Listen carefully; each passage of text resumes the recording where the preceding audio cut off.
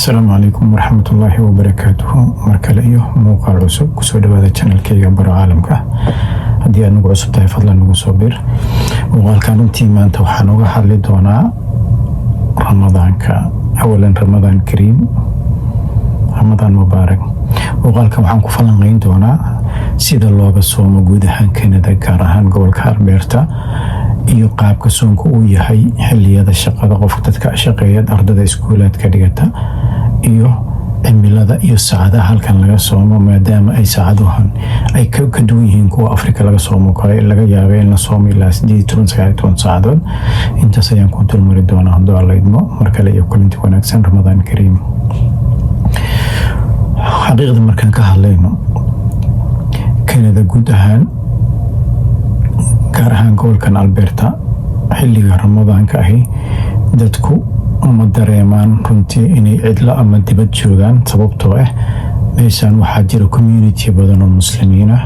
masaajid badan ayaa ku yaala sidaa darteed salaadaha taraawiixda iyo tahajjudka iyo waa laga oogaa oo waa laga tukadaa waxaa jira meelo badan oo aftir jamaaci ama si wada jira loo afuro ayaa jira oo muslimiinta ama bulshada muslimiinta isku timaado afur wada jira ay samaystaan ayaa jiro marka waxaan ku dulmari doonaa falogani waqtiyada soonka shaqada iskuulka cimilada intaas ayaan ku dulmari doonaa runtii markaan ka hadlo waqtiga soonka Canada gaar ahaan Alberta kale Canada waxaa jira waqtiyada soonka uu kala duwan yahay hadba xilliga soonka ku soo aada ay ku xiran tahay mararka qaarkood soonku wuxuu gaaraa 16 18 ilaa 19 saacadood ayaa la soomaa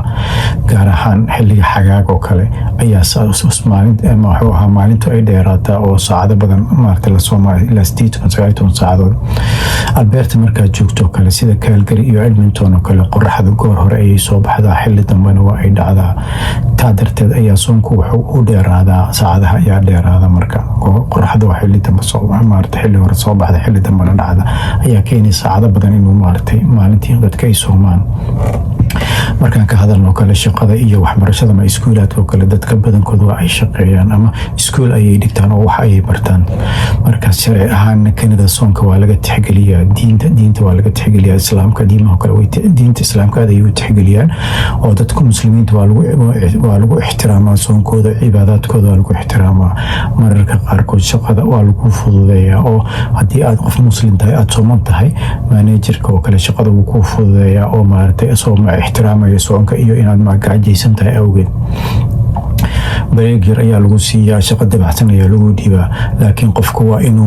maareeyaa naftiisa oo nastaa oo muxuu ahaa marka uu awood dareemi waayo ama marka uu daal dareemo inkastoo shaqada si dabacsan lagula dhaqmo oo waqti shaqo dabacsan lagu dhiibo oo bareegyo lagu siiyo haddana qofka waa inuu ismaareeyaa markaan ka hadlayno kale cimilada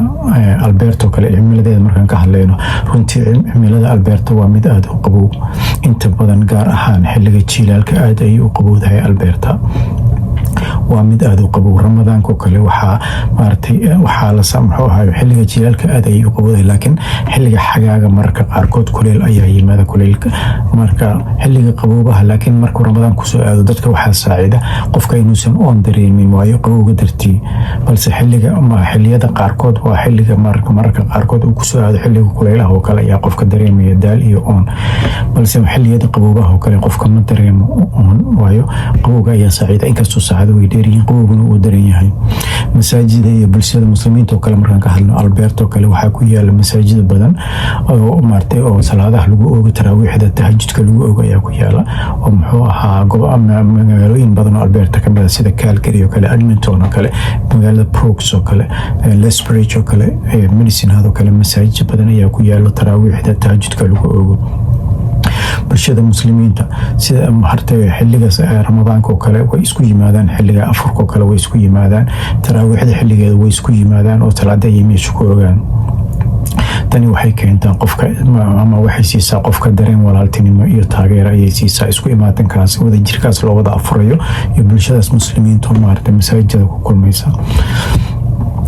markaan ka hadalno cuntada iyo afurka ama iftaarka soonka markaan ka hadalno iyo suxuurto kale dadka badankooda waxay cunaan cunno fudud marka ay afurayaan sida timirta iyo biyo iyo waxyaabo fudud